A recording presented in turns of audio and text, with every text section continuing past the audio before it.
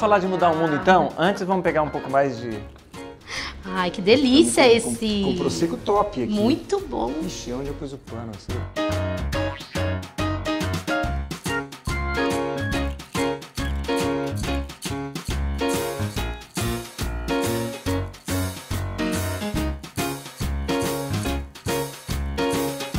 A Janaína vai agora falar um pouquinho sobre algum trabalho, não sei se eu chamo de trabalho social, mas trabalho de vida, né? Trabalho, parece assim, caminho de vida. Eu acho que isso, pelo que eu te conheço, vai um pouco por aí.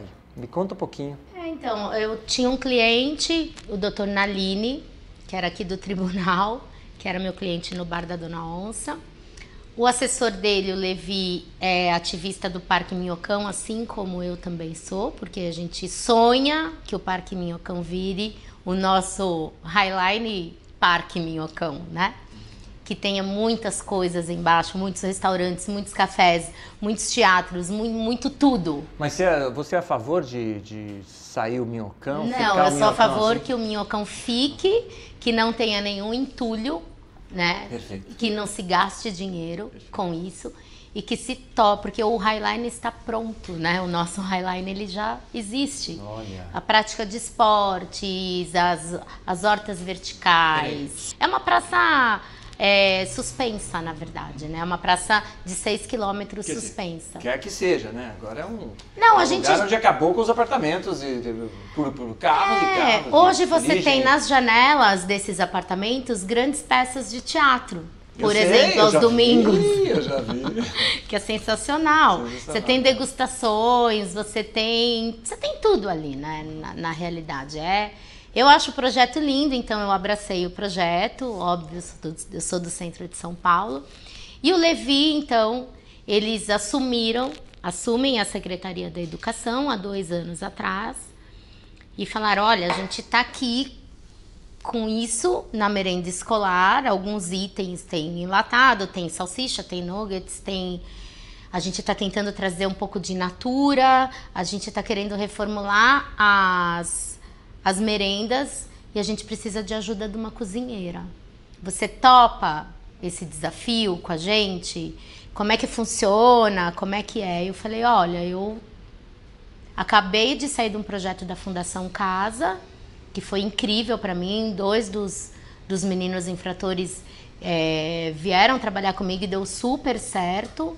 Então eu acredito que possa ser eu posso trocar agora, como eu já fiz um ano a Fundação Casa, então eu vou falar que eu me afasto agora da Fundação Casa e pego esse outro projeto, porque eu queria entender um pouco sobre alimentação em massa.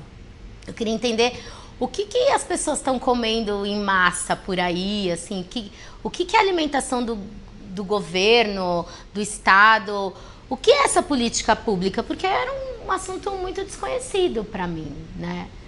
Mas a gente conseguiu fazer uma transformação em 220 escolas, que a gente trocou todo enlatado, nugget, salsicha. Inclusive, nugget e salsicha não tem mais em nenhuma escola aqui do 220. 20 escolas? Ah, mas tem 6 mil para fazer, não se empolgue. Que bom, né? Não se empolgue com as 220, porque ela não representa nada. Meu trabalho ainda nem começou. E aí eu treinei 330 merendeiras aqui na Santa Efigênia, na ETEC da Santa Efigênia. Fui fazendo treinamentos de 50 em 50, 30 em 30, para ensinar esse cardápio novo do In Natura, que eram receitas da minha casa mesmo, fáceis de fazer, estrogonofe, feijoada, macarrão à bolonhesa, essas coisas que eu sei que a criançada gosta. E que dava para fazer pelo per capita de 0,53 até 1,17, com produtos in natura. Então, essa escola piloto começou a receber esses produtos e eu comecei a fazer como uma diversão, como uma alegria.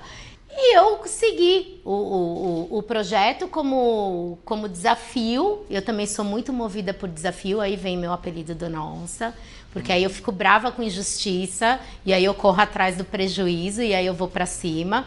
E aí eu peito o lado de cá, mas eu peito o lado de lá também. Aí eu tive que peitar 2 lados ao mesmo tempo, porque eu tava sendo atacada. E aí eu sei que foi muito legal.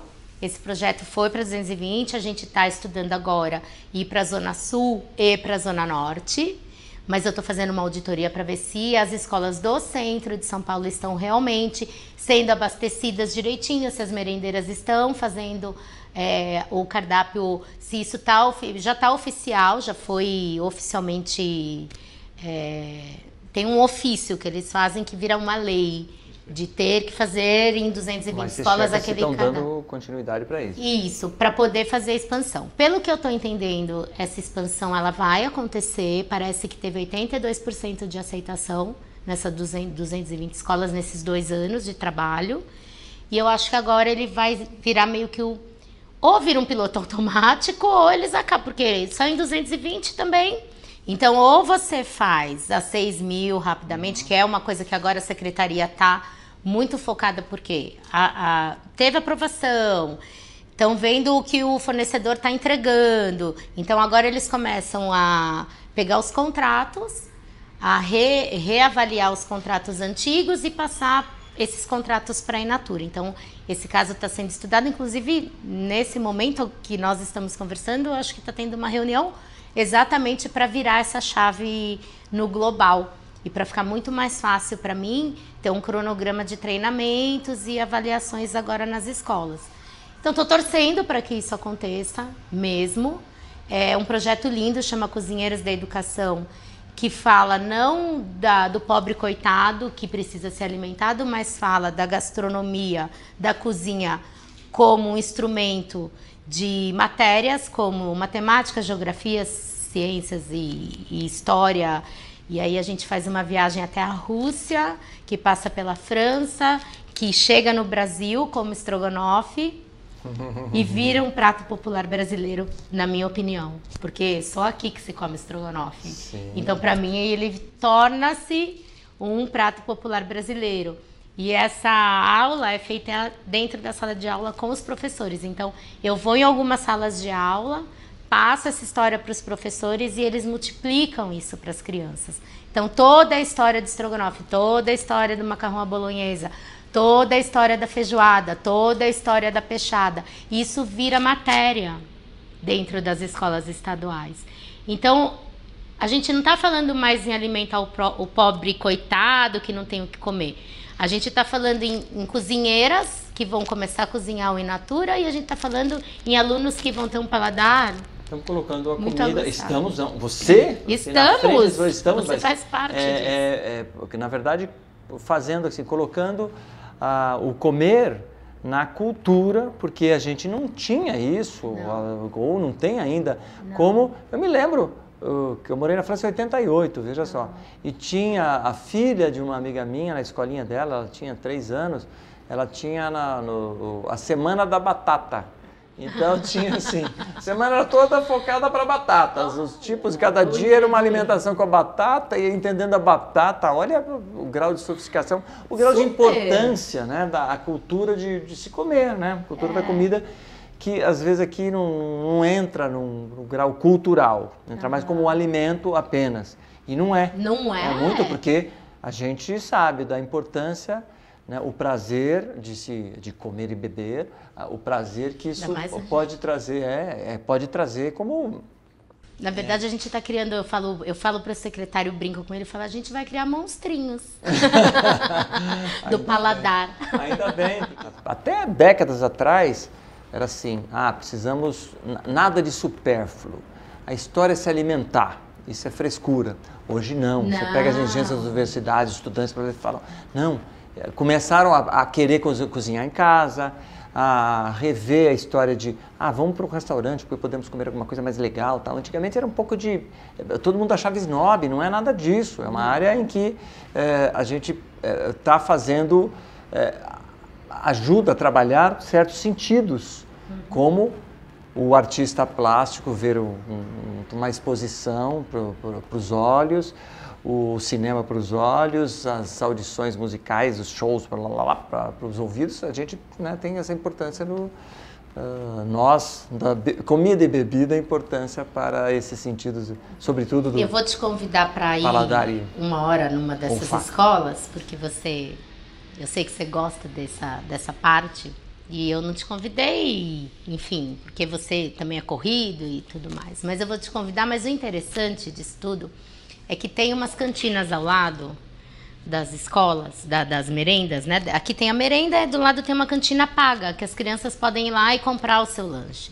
E olha que interessante, Mané, porque quando eu chego na escola, você vê uma fila enorme para comprar os produtos industrializados e você vê que ninguém está comendo quase a merenda que está sendo servida na escola gratuitamente.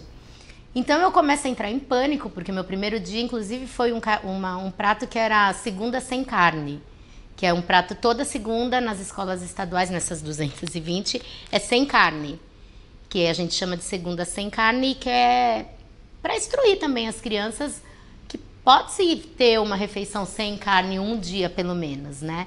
Mas aí eles falam, eu não vou comer a merenda da escola. E eu fui entender, né? Eu fiquei lá 20 dias nessa escola, todos os dias.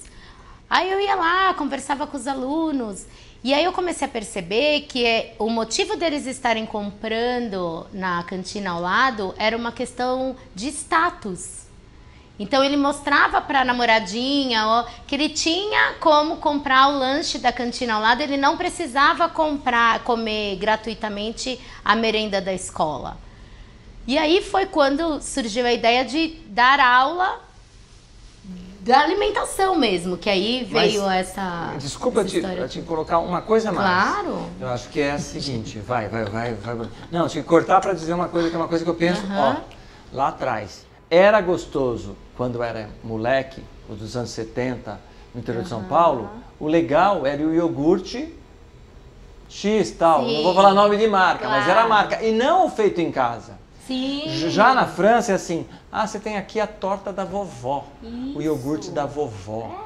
Meu, isso é demais. Isso aqui demais. Foi totalmente deturpada. A indústria da alimentação Super. Jogou isso, fez propaganda, a gente aceitou. A gente aceitou. E até hoje vinga. Então o chocolate X não é o artesanal. É incrível, não. A gente agora está começando. Mas para chegar para a população, que dá para fazer, não é mais caro, dá para ser feito caseiro.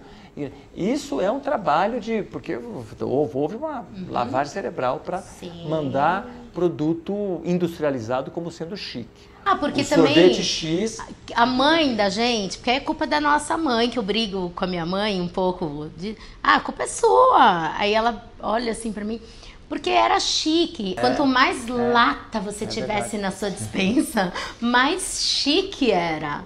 Entende? Então isso também veio muito pra América Latina. Deturpação. Assim, a América Latina inteira, assim, viu, Mané? Ainda, mas sofremos mais. Agora pelo menos já tem. Toda a América Latina talvez. Mas falando tudo. América Latina como um todo eu venho pesquisando. Eu fui pro México muitas vezes. Há 4 anos eu tô indo ao México para ver a cultura do México. E a primeira coisa que eu chego num país, eu não vou para congresso, eu vou para um restaurante chique, eu vou dentro de um supermercado. Porque pra gente é normal, né? Pra mim, pra você, pra alguns chefes, né, que são renomados, falar sobre o assunto é muito bacana, mas a população não tá muito ligada nisso. Então é isso que talvez as crianças agora comecem a perceber e comecem então a criar esse movimento. É só criança que vai resolver o Brasil. Porque assim, os idosos, legal da gente ajudar, o lar dos velhinhos. Tem que o Brasil para daqui a um tempo. Mas é ajudar... Não vai mudar aqui da noite pro dia, não tem dúvida. Ajudar com carinho, com afeto e tudo mais. Mas onde a gente tem que investir, no momento, as crianças. E é com elas que eu tô trabalhando agora no momento, e é com elas que eu quero ficar. Porque só através delas... que eu sei que eu vou morrer e vai ficar um legado, alguma coisa vai ficar, porque não existe outra opção. Janaína, a gente ficaria aqui conversando madrugada, noite, madrugada. Essa madrugada foi aquela. Era eu que eu estava esperando, era o que eu ia dizer. Porque além de tudo, a gente tem essa história da Seresta, de sair em São Paulo, eu, Janaína, Jefferson e a galera para cantar. Porque a Jana, além de tudo, não é uma exímia cantora. Capaz! Sim, e sabe muitas letras e tudo mais da tradição, das músicas novas. A gente gosta. Então a gente deixa esse recado também. Comer e cantar. Comer e cantar, Comer, beber e cantar. E cantar, né? Delícia! Bom te ver, bom estar aqui com você. Também. Beijos e brindes, então vamos lá fazer o beijos e brindes.